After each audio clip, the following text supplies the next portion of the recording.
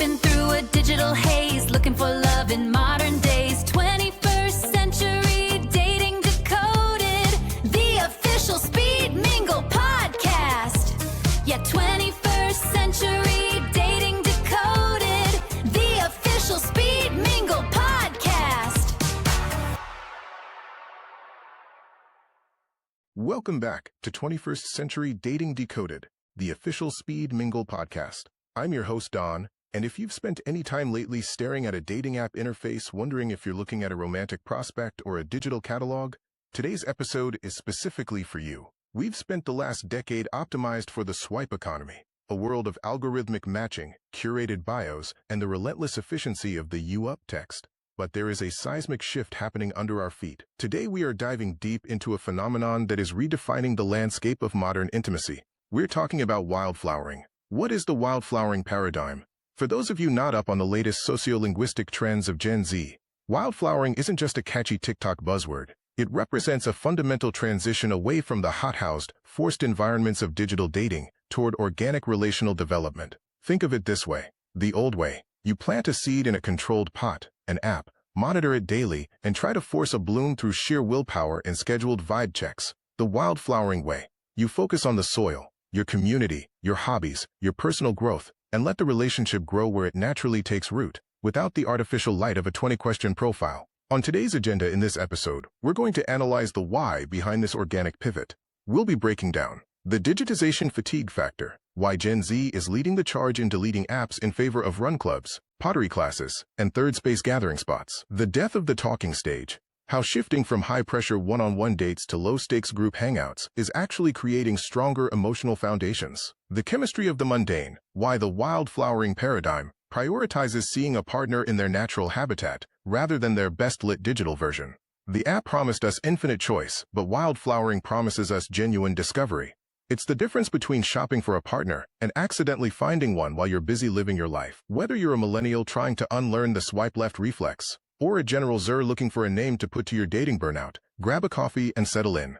We're moving past the screen and back into the wild. Let's decode the wildflowering paradigm.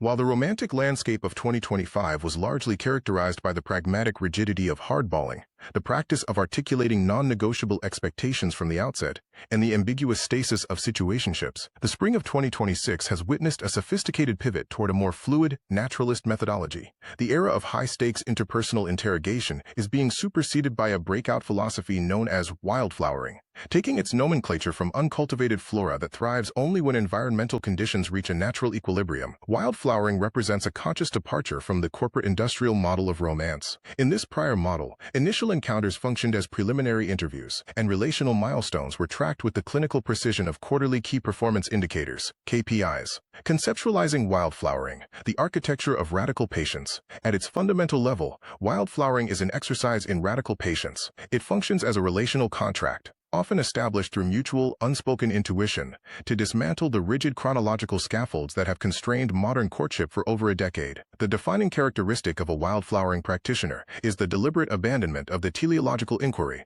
Where is this trajectory leading? By the third encounter. In its place, the focus recalibrates toward a more immediate, phenomenological question. Is the present moment intrinsically rewarding? The theoretical pillars of the movement. To understand the mechanics of this shift, one must examine the core tenets that sustain a wildflowering dynamic. Depressurization of timelines, the systematic removal of arbitrary define the relationship, DTR deadlines, allowing for a more authentic unfolding of mutual interest. Low-stakes engagement, a preference for environments that facilitate genuine psychological safety and comfort, rather than high-cost, high-performance social displays. Organic taxonomy, the belief that the inherent quality of the connection should eventually dictate its label, rather than allowing a predefined label to govern and restrict the natural evolution of the intimacy. The genesis of change, addressing digital fatigue and cognitive burnout. Prominent sociologists and relationship theorists suggest that the wildflowering movement is not merely a trend, but a biological and psychological immune response to years of pervasive dating app exhaustion. For the better part of a decade, we have approached courtship as a hyper-efficient marketplace, observed by a noted behavioral sociologist. The digital commodification of partners has led to a state of profound collective exhaustion. Wildflowering represents a reclamation of the human element. It acknowledges a fundamental biological truth. Attraction is not a linear algorithm, but a complex, non-deterministic process that requires both oxygen and time to achieve stability. For many contemporary daters, the traditional three-date rule, a social construct demanding a verdict on exclusivity or physical compatibility within a narrow window, has become a significant catalyst for performance anxiety. Wildflowering mitigates this by removing the metaphorical ticking clock, fostering an environment where intimacy can be cultivated at a pace that feels psychologically secure rather than performatively mandated. Comparative dynamics. Traditional courtship versus the wildflowering ethos. The transition from the curated rituals of the mid-2020s to the organic ethos of 2026 is most visible in the shift of social environments and interpersonal presentation. The landscape of romance is shifting from the curated rituals of traditional dating, 2024-25, toward the more organic ethos of wildflowering, spring 2026. Where traditional dating centers on structured 8 p.m. cocktail reservations and the pressure to assess long-term compatibility before the check arrives, wildflowering opts for low-stakes, daylight encounters, like 2 p.m. botanical garden strolls or spontaneous bookstore visits. The focus has moved away from the high-performance best-self presentation of the past, where every text follow-up was a calculated strategic move, to a high-authenticity, come-as-you-are energy. In this new era, the goal isn't to interview a partner, but to simply enjoy the conversation and the environment, with follow-ups occurring only when there is something genuine and heartfelt to share. Longitudinal viability, a sustainable shift, or transitory fad. Skeptics of the movement argue that wildflowering serves as an elaborate linguistic rebrand for commitment phobia. However, proponents maintain that by eliminating the element of coercion, the resulting foundations are significantly more robust. As the spring blossoms reach their peak, the cultural consensus among Gen Z appears to be crystallizing. The most valuable currency one can bring to a romantic encounter in 2026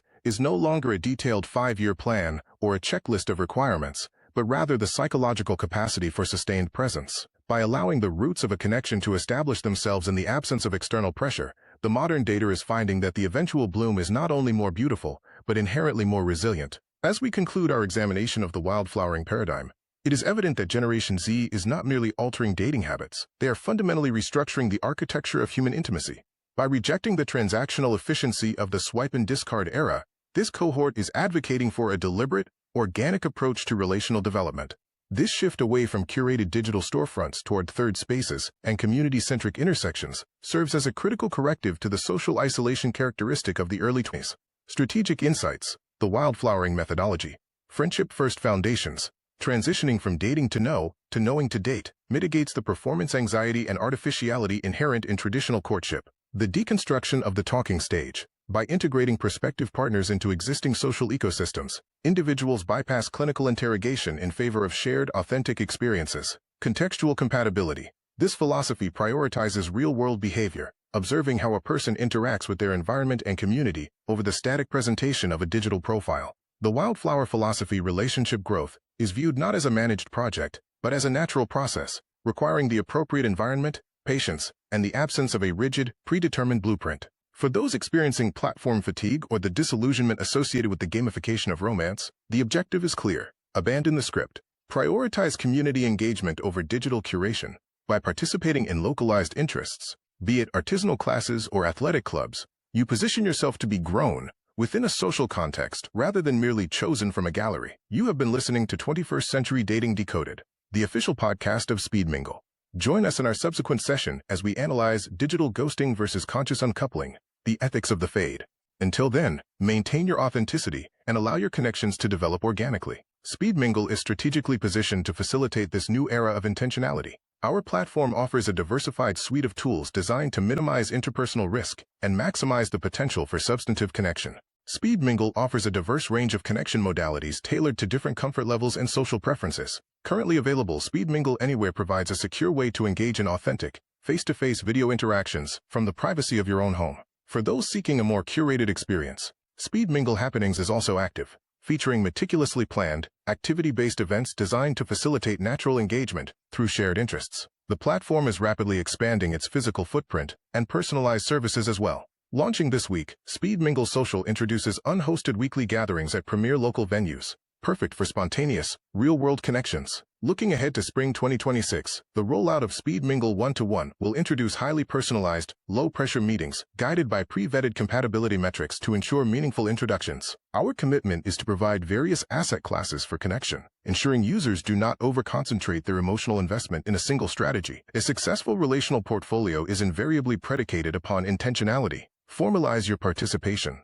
To ensure you receive future insights and strategic updates, please engage with our official channels. Subscribe. Access our full catalog at 21st Century Dating Decoded podcast audio platforms, available on Apple Podcasts, Spotify, Amazon Music, and iHeartRadio. Speed Mingle TV Network. View our content on YouTube, Roku, Fire TV, and the HRB TV network. If this discourse on modern dating narratives has been of value, we invite you to subscribe, provide a 5-star review, and share these insights with your professional and social circles. Furthermore, we encourage you to secure a reservation at an upcoming local event to diversify your social portfolio. Thank you for your continued listenership. Remain deliberate, remain secure, and proceed with defined purpose.